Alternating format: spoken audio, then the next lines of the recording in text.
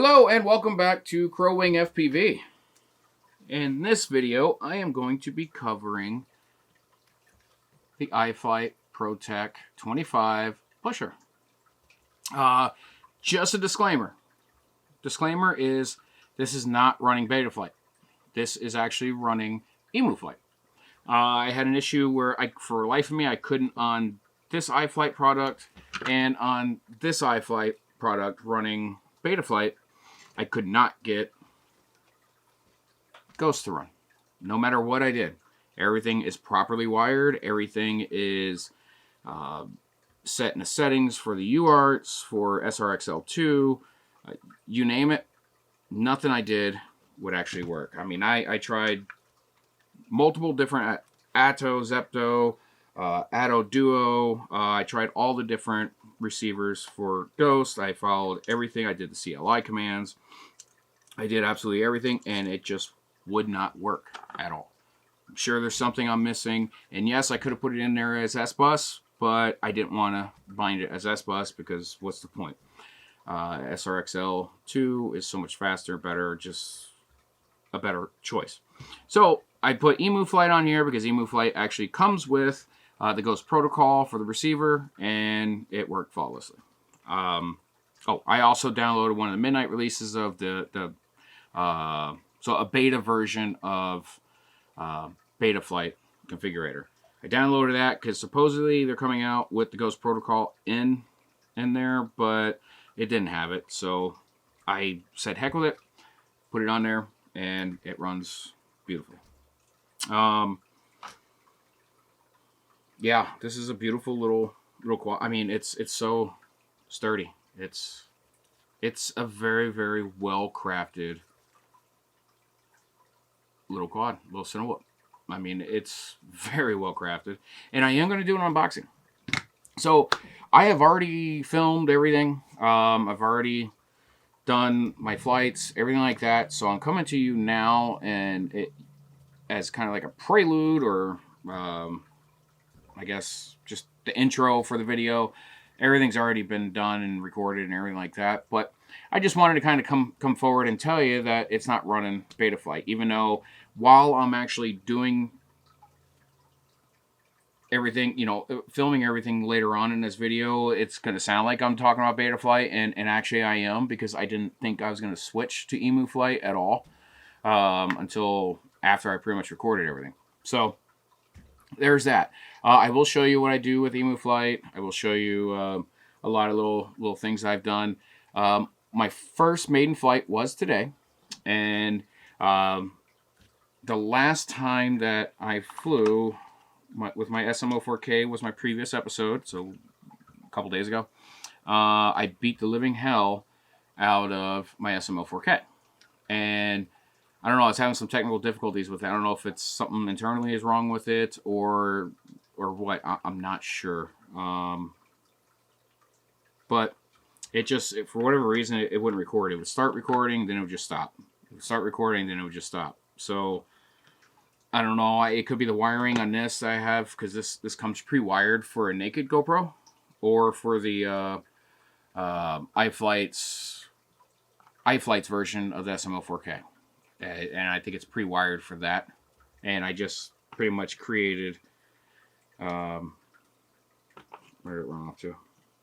Pretty much just made this little guy here, which just takes power and ground off of this wire here and puts it into there. But I don't know, maybe I have it hooked up to the wrong power, because it actually has two power. One's 5 volt, and one comes directly from the battery, and I may actually have it run into the wrong one. So anyway, so let's get on with the rest of the video, and thank you for watching.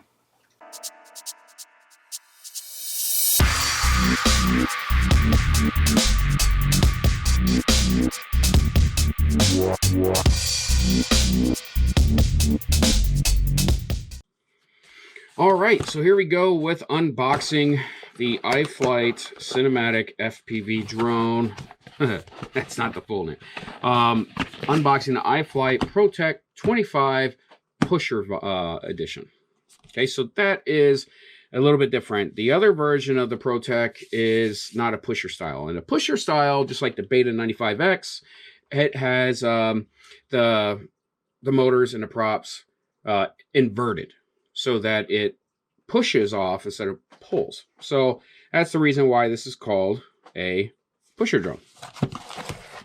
So let's start with the outside of the box, I suppose. It's a pretty basic box. It's nothing fantastic, but that seems to be how iFlight sends their packaging. So it pretty much just says iFlight Protek25 Pusher analog. So I'm not doing digital with it. You know, just gives you all the specs right here on there, which is nothing crazy. So yeah, let's open the damn box. All right, so right off the bat, they give you some of this as an EVA foam or something like that. 2 sets. We'll just set those right there. Bag of Nazgul 2.5-inch props. So a bag of goodies. Looks like another strap, some spare screws, USB cable. It's not USB-C though, which kind of sucks, but oh well, it works. Looks like there's some antenna if I was gonna do free sky. I'm gonna have some antenna protectors. Yeah, done. Okay, so now the best part of it, and the most important, is the quad. And if you noticed, I already have the antenna back here. I was just testing out to see if it fits in here, and the Ghost Cutie does fit. And it fits actually really nicely in there. So I'm going to actually leave that in there, and I'm going to pop the antenna off. I'm going to set this little guy off to the side. There we go. So right off the bat, when I opened this box about an hour ago, I noticed something really nice. It is sturdy as hell. I'm used to like the 95X, which is just kind of meh, you know. I mean, it's cool, whatever. But look at the size of the... So on the top here, let me grab... There we go. Hold on one sec. There we go. So on the top here, you have carbon fiber top for the frame. One thing I kind of like is they do kind of like this brushed style carbon fiber on this, where it doesn't look like carbon fiber from the top, but it is. And you can see on the side here just how thick that really is. I mean, that's a pretty thick frame. Let me grab my calipers here. Where are they? Oh, what the hell? I just had them. It looks like... Yeah, let's just do this. It's not going to be exactly precise, but give you an idea. It almost looks like it's like 3 millimeters. 3 millimeter frame on there, which is actually pretty cool. Oh, there they are. That's what I want. Okay. Much better. Let's find a good spot here. Yeah. 3 millimeter frame, which is nice and sturdy, and it's small, it's short. So, and then it has these extra supports on the front, and it's sturdy. I mean, it feels super solid. Like right here, where you have like these little plastic risers, I mean, it's like, you can't squeeze that at all. It just feels quality. That's the easiest way I can explain it. The weight of it, you know, nothing's rattling. It just feels like it's a quality made quad. All right, so now just from the top, you know, you have, these look like injection molded plastic prop guards, which is fine. You got race cam micro camera, and then you have TPU printed. This comes with it. TPU printed mount for the camera, and then right here you have And I believe that this is actually the mount for their new style camera that they came out with. I can't remember the name of it. It's kind of big and bulky. It's kind of like the size of a GoPro, a full-size GoPro, but it's lightweight. And what the internals of it is the same as the SMO4K. I believe it's just a Insta360 One R that's just taken down naked and thrown into a square case. And I think that's what this mount is for. However, let me grab my beat up SMO here. Oh, here we go. However, I tried it earlier, and if I'm using, you know, a TPU printed camera mount like this, it will actually fit in there, and it'll work like so. I'll show this one up here. So yeah, it will fit in there, and it will work just fine. Not sure how well that this is going to do in regards to vibration, but the only way to find out is to put it up in the air and fly it. Okay, so moving back, we have the iFlight strap. Right here is actually a wire. I kind of jumped ahead. This wire would be to power naked GoPro, the SMO 4K. Now it's a little short, so they gave a bunch of different cables or ribbons or wires inside here for various different reasons, and I'm going to get to that in just a second. But pretty much what I can do with this is I can grab it, snap it in here, and then plug it into the SMO 4K. Done. However, I don't know how this is wired up because I haven't taken it apart yet. So as soon as I take it apart, I'll see how it's wired up to make sure that it actually works with the SMO 4K. So I'm not frying it. So I'm going to just disconnect. Yeah, I'll just leave it connected. Okay, so you got the strap here. Just their normal iFlight little strap. But here's something that's really, really cool. And I love this. I love the engineering that went behind this. The thought that went behind this. So you remove this, and dun, dun, dun. Bam! There's your USB port for configuring it. Right there, right on the top. That is really, really cool. I like that. That was a good idea. That was smart thinking. So as we move back a little bit more, we have the mount here. The battery goes in between this, and it's designed for running the strap through. As you just saw, I pulled it out. This is all TPU printed. It's actually pretty good quality TPU as well. And this right here should be for your receiver. It's already wired in, and they have it out here, so it's easier to bind. And then you can just put it in here, underneath here, and this is where it goes, is under that spot there. There's your XT30 plug. On the back here, you have your antenna, and that should be RHCP, should be right-handed. Should be. I don't see why it wouldn't be. And then, of course, it comes with the TPU mounted for doing like an Immortal T, or in my case, running a Cutie antenna, or what is it? What's the other one? RXSR. So yeah. And then if we go to the back, right here, and I haven't seen these yet. I haven't plugged a battery into this yet. Right here, there's two LEDs on the back end. That's pretty cool. Some nice little LEDs. All right, so now as we flip it over, right here is actually an access door for your receiver. So all you got to do is take one screw out, and you have access to your receiver. Whether it's, doesn't matter what it is. There it is. And I think this is actually designed and set up so that you can actually put an air unit inside, or an air unit light. Now I guess they're calling it now.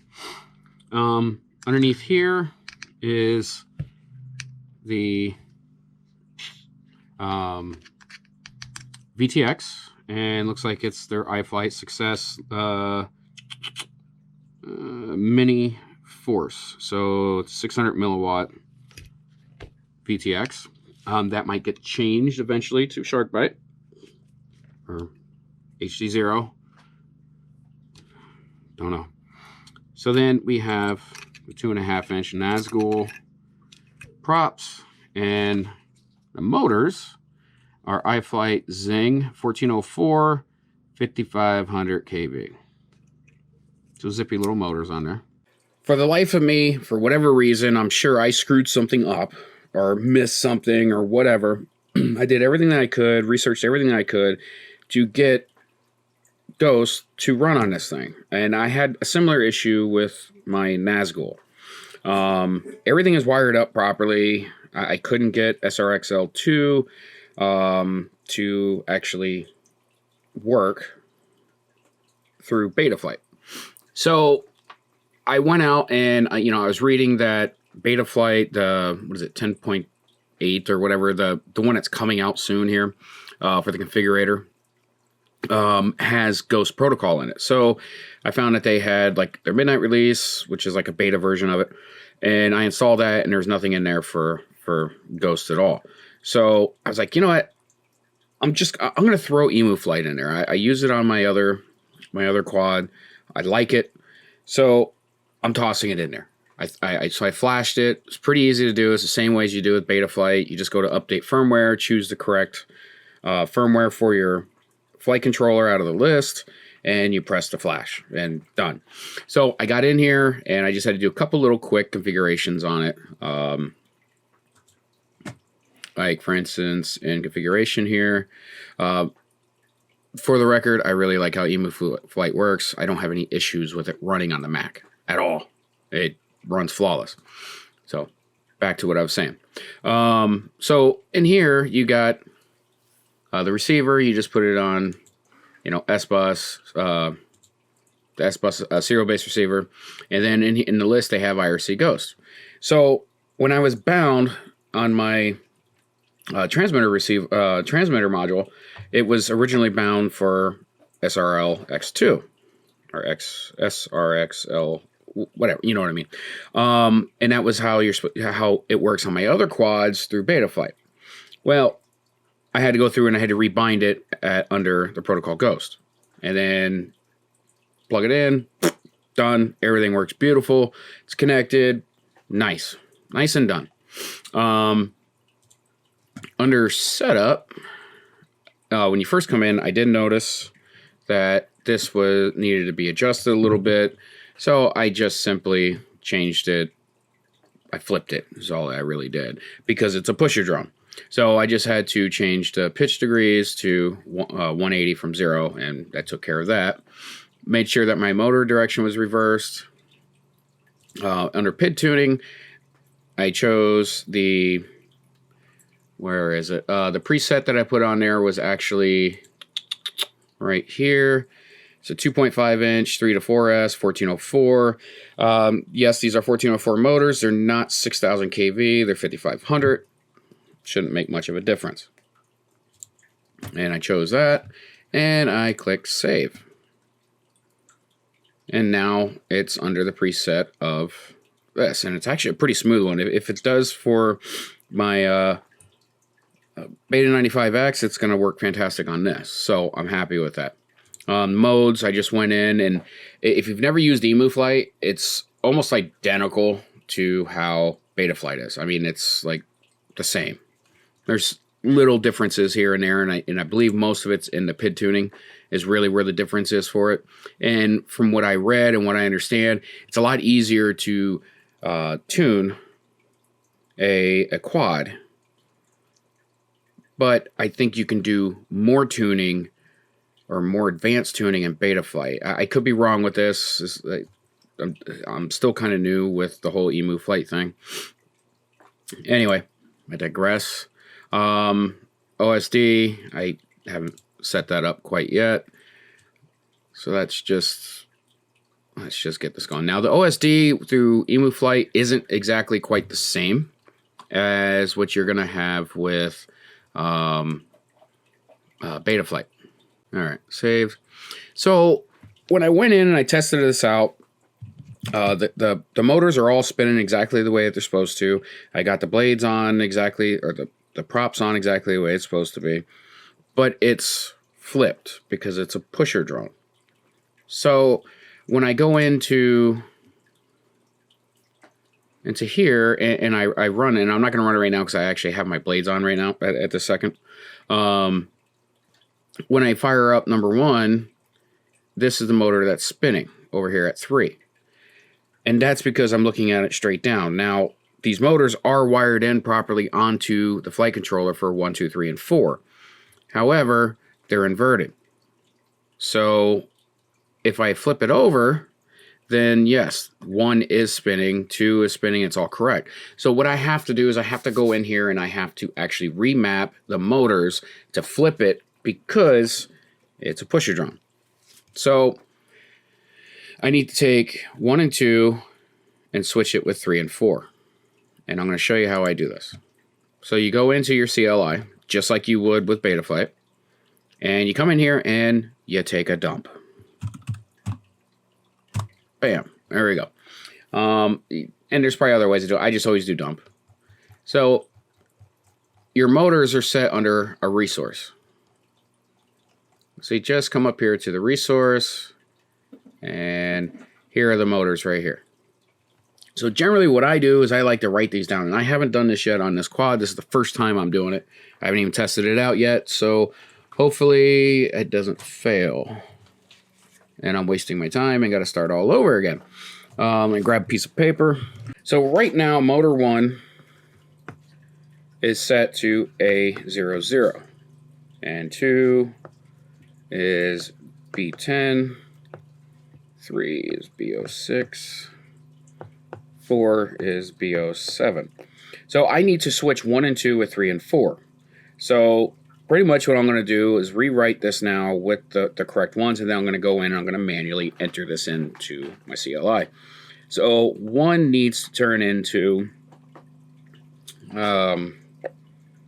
B06, 2 needs to be B07, 3 needs to be A00, and 4 needs to be B10. I believe that's how it is, and I'll show you how I came up with that. Let me go over here. Oh, wrong button. Go over here to motors. So when I fire up the motors to test it out, 1 is 3. When I'm looking at from the top down of the quad. So 1, which is A00, is now going to be 3, which is B06. So that's going to move this over to here. So when I fire up 1, as I'm looking down at it, this is the one that's going to be actually spinning. So it's going to spin in the correct area, because right now it doesn't know that these motors are inverted. So when I go to take off, it's going to do everything backwards and just flips over on me. So let's get in there and hope this works, because I could be completely wrong right now, and that would be really funny because I'd have to start all over again. All right, so when you do this, you just type resource motor 1. So it was A00. Now it's going to be B06. There you go. So now it's saying it was already assigned to motor 3. Motor 3 is now disabled. So that's telling you that motor 1 is now set to B06. Press the up arrow on your keyboard. So we're going to go to motor 2, which is going to be B07. There we go. Up arrow. Motor 3. A00. Done. And now we're going to do motor 4 of B10. There we go. And now you just type save. It's going to restart. And now everything should work perfectly. And I'm going to get these props off so that I can test it out, but everything should be good now. All right, so I'm out here at my favorite place I normally fly at, and I'm going to take this guy, the iFlight Protek25 Pusher. That's new. Out for its maiden voyage. I was planning on doing the SMO 4K on here, but unfortunately I lost the cable that connects to it. I just found it. All right, so perfect. I knew it. I knew I'd find it. So yeah, I'm gonna put the SMO 4K on here, and I'm gonna fly around and see how this does on its maiden flight. This is not running Betaflight anymore. I took Betaflight off. I haven't even flown it yet. I took Betaflight off, and I have Emuflight on here. So let's see how this flies with Emuflight. So I'm gonna throw a bigger battery on here. They say the 650s are what go on there, but I'm gonna toss an 850 on there just because. The 850 or the 650s that I bought are crap and can't use them. So we're gonna try an 850, and I also have 450s as well. I'm gonna give it a shot with. Yeah, so let's find out.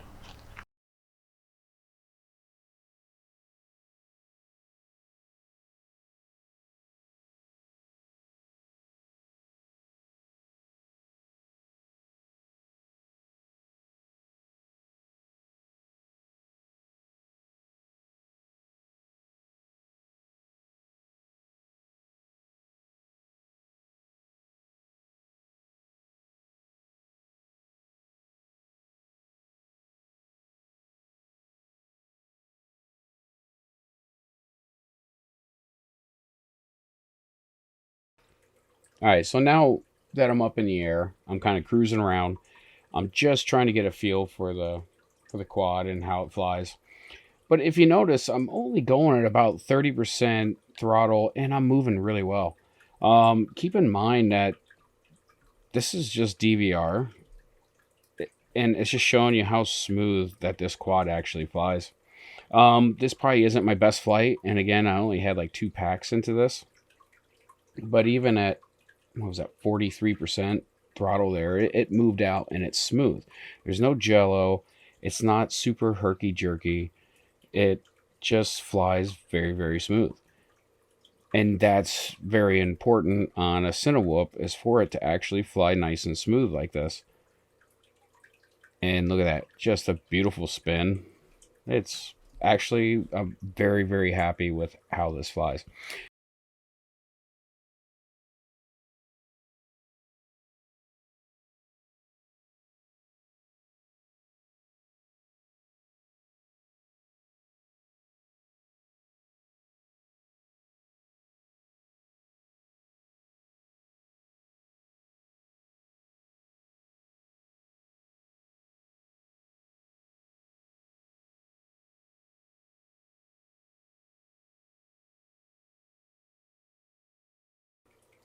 So now here, I'm actually going to go and try and fly kind of low.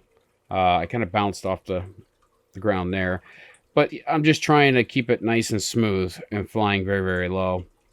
And that's important with a Cinewhoop, is to be able to keep that steady, straight, low altitude flying like that.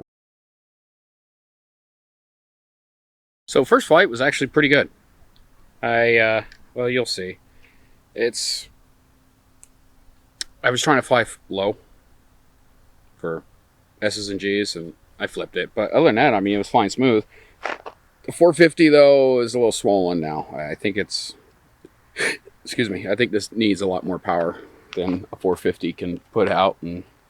But some reason, the OSD is telling me that my current voltage on my battery, no matter what battery I put in there, is 0. So I have to figure that out.